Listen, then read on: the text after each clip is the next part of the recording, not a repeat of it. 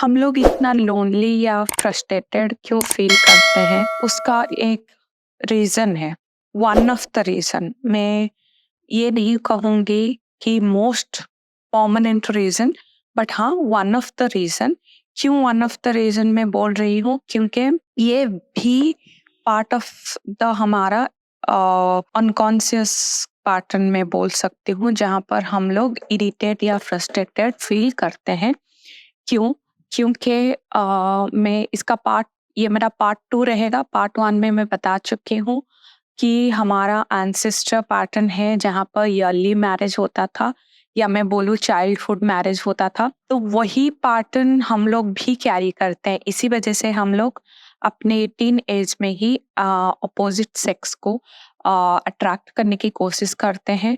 और जब हम इसमें नाकामयाब रहते हैं, या मैं ऐसा बोल सकती हूँ, जब हमें एक वैसा पार्टनर, एक लविंग पार्टनर हमें मिलता नहीं है जिससे हम इमोशनली एंड फिजिकली अटैच हो पाए, या खुद को एक सेफ महसूस करें कि जिसके सामने हम अपना दिल का बात बता सके या उससे कुछ जाहिर कर सके, ऐसा कोई मिलता जब नहीं है हमें।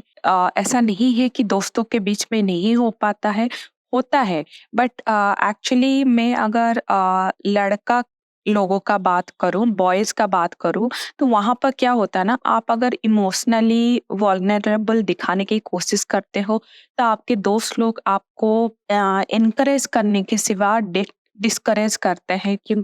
क्यों डिस्करेज करते हैं? वो आपके इमोशन के ऊपर हंसने लगते हैं, आपका मजाक उड़ाने लगते हैं।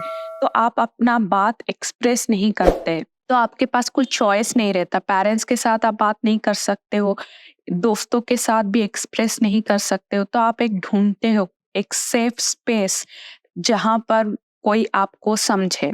और एक लड़की, यूजुअली एक लड़की होती है या है, मैं बोलूंगी लड़की का कैरेक्टर में ये प्रेजेंट है कि वो अपने इमोशन जाहिर भी करती है और दूसरों के इमोशन को वैल्यू भी करती है। तो इसी वजह से आप देखेंगे लड़का जब किसी रिलेशन में रहता है, वो एक सेफ स्पेस फील करता है एक लड़की के साथ एज कंपेयर टू दोस्तों के साथ। क्यों? क्योंकि वो जब इमोशनली वल्नरेबल होने की कोशिश करता है, तो लड़की उसको वो देती है स्पेस, उसको वो स्पेस देती भी है, उसका इमोशन को समझती भी है, और वो इमोशन को समझने के बाद उसको कदर भी करती है, और अगर जरूरत है तो वहां पर वो सपोर्ट देती है। बट सेम वे में लड़का में ज्यादातर देखा गया है जहाँ पर मजाक उड़ा लेते हैं इंस्टेड ऑफ समझने के लिए कि क्या रियलिटी है। और ये मैं उनको ब्लेम नहीं कर सकती हूँ, क्योंकि हमारा सोसाइटी का जो पैटर्न है ऐसा ही बना गया है। इसी वजह से शायद लड़का लोग लेस इमोशनल हो जाते हैं।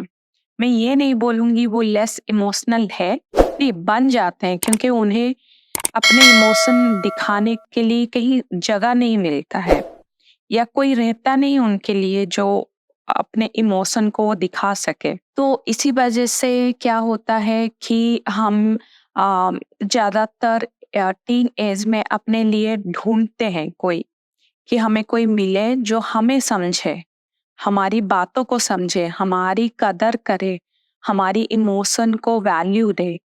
तो ये वाला पैटर्न हम अगर चाहें तो हम लोग ब्रेक कर सकते हैं। कैसे?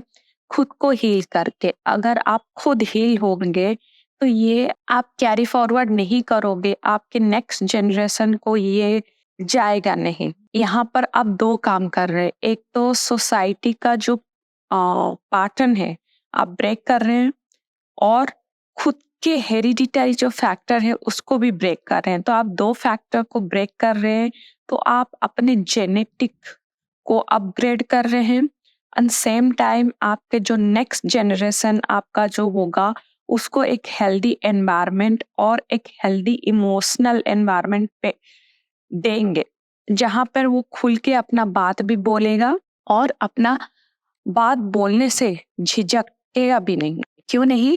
क्योंकि उसके अंदर जो इमोशन है, वो इमोशन को वो खुद समझेगा और दूसरों को समझाएगा भी। क्योंकि हमारे अंदर ऐसा हो गया कि हम दूसरों को समझा भी नहीं पा रहे हैं या समझ ही नहीं पा रहे। अपने इमोशन को पहले समझेंगे तभी सामने वाला को समझाएँगे। हम अपने इमोशन में इतना बह जाते हैं या इतना अपने इमोशन को सप्रेस कर लेते हैं कि हम एक्सप्रेस भी नहीं कर पाते हैं और उसको दबाने के कारण हमारा बहुत सारा प्रॉब्लम क्रिएट होता है, क्योंकि इमोशन ऐसा एक चीज़ है जिसको आप रिलीज़ नहीं करके सप्रेस करोगे तो वो आपका हेल्थ प्रॉब्लम क्रिएट करता है। तो ये भी वन ऑफ द फैक्टर है जहाँ पर यंग एज में लोग इतना सारा बीमारी का शिकार हो रहे हैं। ये भी एक कारण है जहाँ पर हम इतना ज़्यादा डिप्रेस फ्रस्ट्रेटेड होते हैं या उसके कारण बीपी, कोलेस्ट्रॉल, थायराइड क्या नहीं होता है। यंग एज में बहुत सारा डिजीज़ भी होता है लोगों को।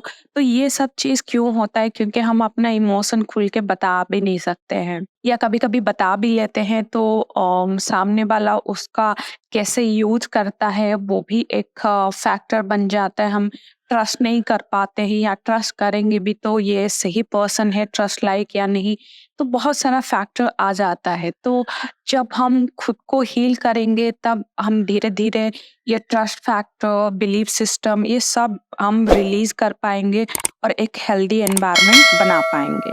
सो ये था आज मेरा video. Thank you so much.